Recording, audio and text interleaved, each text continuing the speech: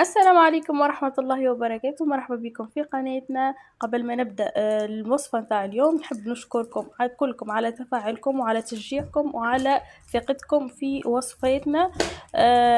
نبدو بوصفتنا لليوم باش نعملوا بانيني تون. كما تشوفوا مشخشخ وما شاء الله نويدكم ونشهيكم.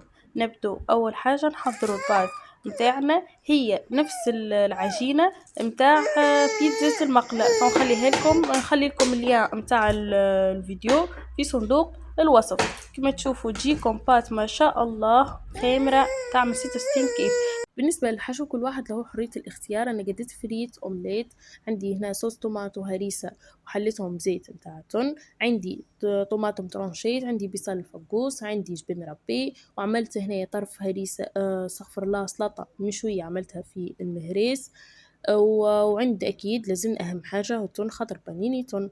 الطريقة والمراحل كل واحد زاد له حرية الاختيار. أنا حليت صوص طماطو وسلطة مشوية والهريسة مع بعضهم، حطيت البصل والفقوس والطماطم، حط عبيتها بالجبن شخشختها بالجبن والتون أكيد، زدت فوقهم الأومليت والفريت، حطيت مقلة البانيني تسخن. المقلة هذه من عهد الجدود، قديمة يعني وراثية.